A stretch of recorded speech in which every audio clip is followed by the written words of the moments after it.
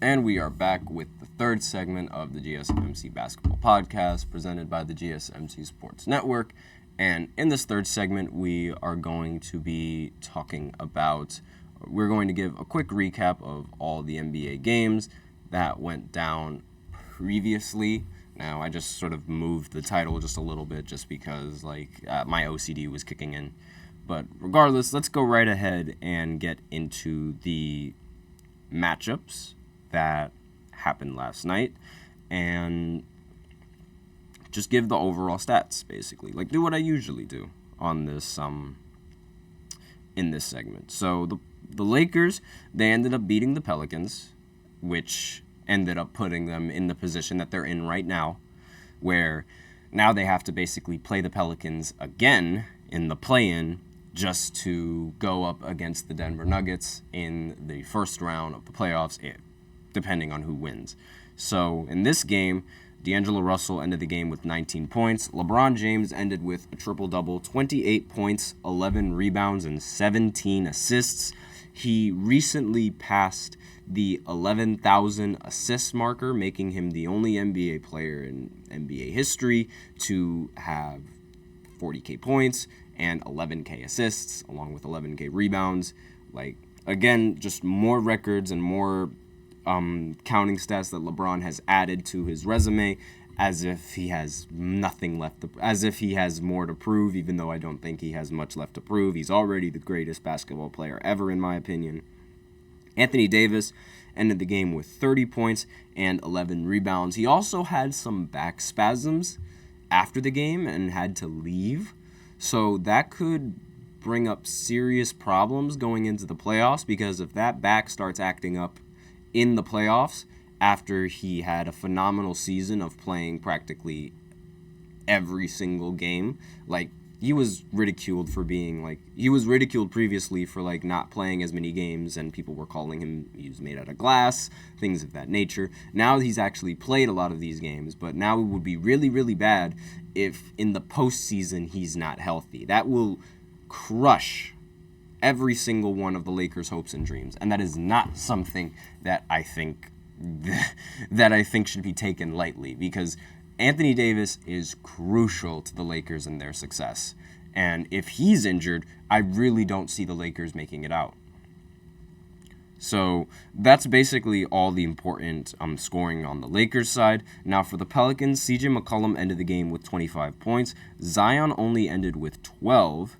And that was basically, my bad. There's also Herbert Jones, who ended the game with 18 points.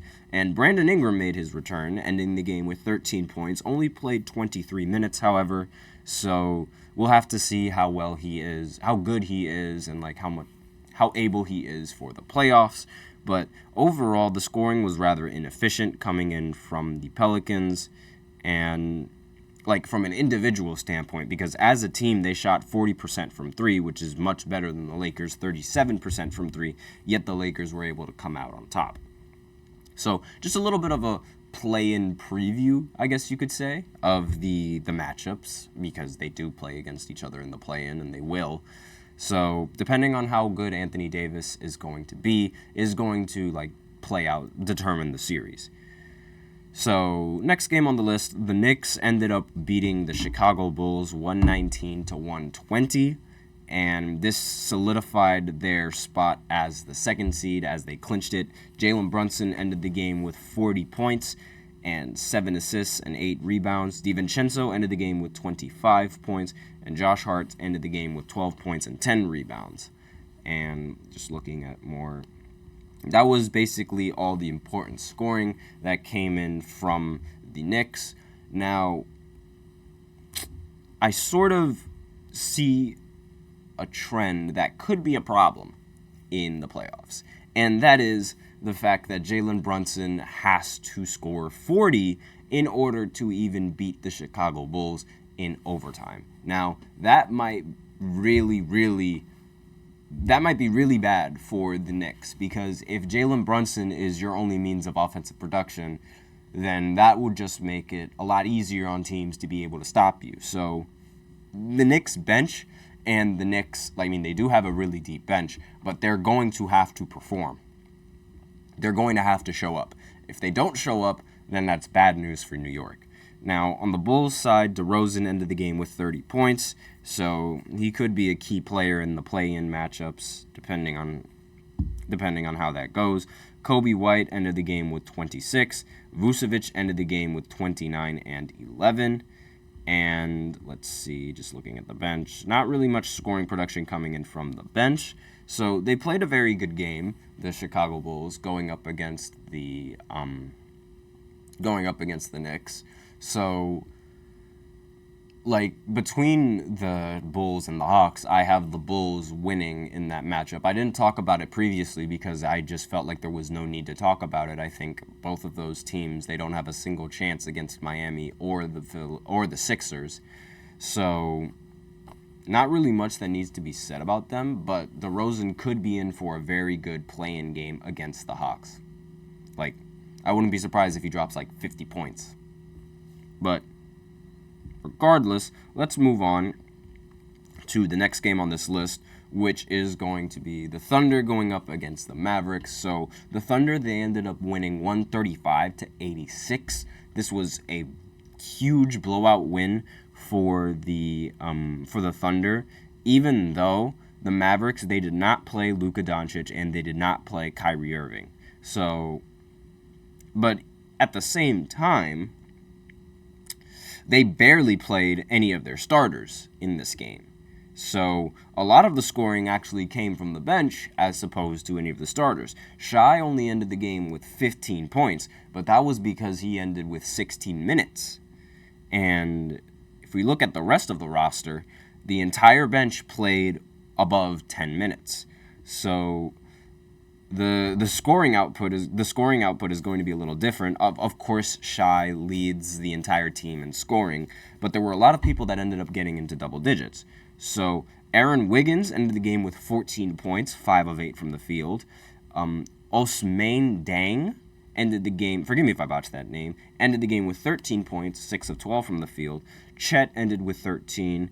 Cason Wallace ended the game with 12.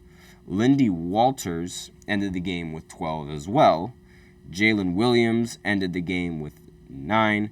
Gordon Hayward ended the game with 10. And keep in mind, these players are shooting very, very efficiently. The last few players that I've mentioned, they've all shot 4 of 6 from the field. And let's see, who else on this list? And that was basically like the entirety of the scoring output for the Thunder. It was very much spread in this game. And obviously it's going to be relatively spread when you have all of your starters sitting out. And the Mavericks, they sort of took a different approach where they had everybody, they had everybody in the game, but it wasn't like they had everybody in increments. Like, they would play out everybody for as long as they could. So the leading scorer for the Mavericks this time was Brandon Williams with 22 points. Olivier Maxime Prosper, really long name, but ended the game with 15 points, 5 of 14 from the field. And AJ Lawson ended the game with 12 points, 5 of 13 from the field. And Alex Fudge ended the game with 11 points, 5 of 9 from the field, along with Jaden Hardy, who ended the game 4 of 14 with 9 points. And that's basically like all of the scoring that came in from the Mavericks. Again, they did not have their best players with Kyrie Irving and Luka Doncic, so there wasn't really much offense that the Mavs were able to generate because most of the offense is generated by those two players. So not really a surprising loss coming in from the Thunder, who have been able to rebuild fantastically given how they lost Kevin Durant, and now all of a sudden they're probably one of the deepest teams with the youngest players, and they're all really good in the 1 seed. So it's like, I don't know why the Mavericks decided to not play Luka and Kyrie to sort of like, to prevent them from taking that 1 seed, because it was coming down to the final game. So I'm very surprised that they didn't really bother trying. But then again, I guess they just didn't want to worry about Kyrie or Luka Doncic getting hurt. So there's always that. Now, let's see. The Hawks, they ended up playing the Pacers, and they lost 157 to 115. The Pacers were scoring at a ridiculous margin. Like, they scored 30 points in every single quarter. And they scored 49 points in the first quarter. Now, if I remember the halftime score, if I can just do quick math real quick and just remember exactly what the halftime score was, I believe it was somewhere around, the halftime score was 86 to, I believe, maybe 60 something. It was a really big margin, and there was a lot of scoring. It was very, very difficult to keep track in this game. And Pascal Siakam, he ended the game with 28 points. Halliburton ended the game with 12 and 13. And Miles Turner ended the game with 31 and 12, along with players coming off the bench, with TJ McConnell, ended the game with 17 points, and Doug McDermott ended the game with 15 points. So overall, very, very dominant performance coming in from the Pacers. They took 100 shots as a team, and they made 65 of them, so 65%, obviously. And they shot 52% from three. Now, the Hawks, on the other hand, they did not shoot that well from the field, and you can see this is sort of why I don't have the Hawks making it really far in the playoffs, due to the fact that they lack the defense and they also have a relatively inconsistent offense. So, not really much that needs to be said about this game other than the fact that it was a blowout. I mean, Jesus Christ, 157 to 115 is absurd. But I digress. So, the Celtics, they matched up against the Wizards. The Celtics easily beat the Wizards, so don't really need to derive much from this game, except for one thing, and that is, let me see, Payton Pritchard, I almost botched that name, ended with a career-high 38 points along with 12 assists, and he usually comes off the bench. So this is a player that's coming off the bench for the Boston Celtics, which really just shows how deep this roster is and how good of a team this is. Now, another player that shined was Svi Mikhailiuk. Again, forgive me if I botched that last name, but ended the game with 26 points. Sam Hauser ended the game with 16, and Neemias Quetta ended the game with 19. Now, none of the starters played in this game, and they were able to beat the Wizards, who also they did not have any starters in this game. But regardless, the fact that Picard was able to drop 38 points and 12 assists, one rebound shy of a triple-double, is astonishing. So, next game on this list is the Milwaukee Bucks losing to the Orlando Magic 88 to 113. Now, the Bucks, they didn't play Giannis, but they played Damian Lillard because Giannis, he was going to miss the last few games of the season due to his recent injury, his non-contact injury on the Bucks.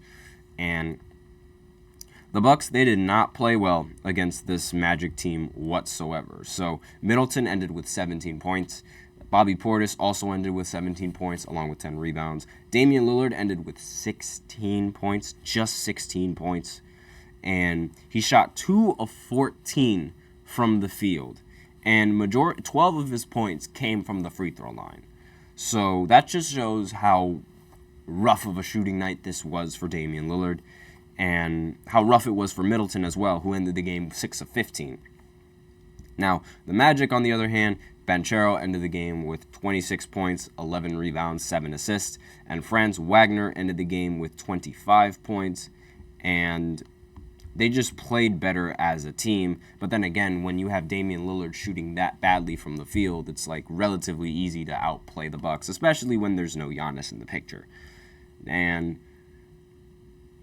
that's basically like all the important matchups that ended up... The Suns, they ended up playing the Timberwolves, and the Suns ended up beating the Timberwolves 125 to 106. Now, I said in the previous segment that I have the Timberwolves winning in a 7-game series, and I said that, in the hopes that Karl Anthony Towns was going to be on the roster. So in this matchup, it wasn't really fair because Karl Anthony Towns is still hurt and he's still not in the rotation. And Anthony Edwards did not have a relatively good game because he ended the game with only 13 points and was 3 of 7 from the field. Rudy Gobert ended the game with 21 points, 7 of 9 from the field. And the scoring was relatively spread out for this team, which is a good thing because they need that bench and that production to come back to combat against the Suns and their starting lineup. Bradley Beal ended the game with 36 points. Devin Booker ended with 23. Grayson Allen ended with 20. And Kevin Durant ended with 15. So that starting lineup alone is just it's almost a death sentence in terms of defense because it's you have to guard every single one of those players on the starting roster or they could have a game like this. So it's very, very dangerous. This Phoenix Suns team is very dangerous despite the fact that they're a relatively low seed and they've arguably had a relatively disappointing season. It doesn't get talked about much because they're in Phoenix, but their season with Kevin Durant, with Devin Booker, and what they've had, it's really underwhelming. I will say, it's even more underwhelming than his time in Brooklyn. But regardless, those are all the important matchups that happened from last night. And with that, we are out of time for this segment. So now I will go ahead and go into the fourth segment where I bring up the MVP conversation yet again because my opinions on who the MVP are have not changed. Unlike my defensive player of the year, where I previously thought it was Rudy Gobert, and now I think it should be Victor, my opinion has not changed in the slightest, despite the media changing its opinions as well. So I will be right back after this short break explaining why.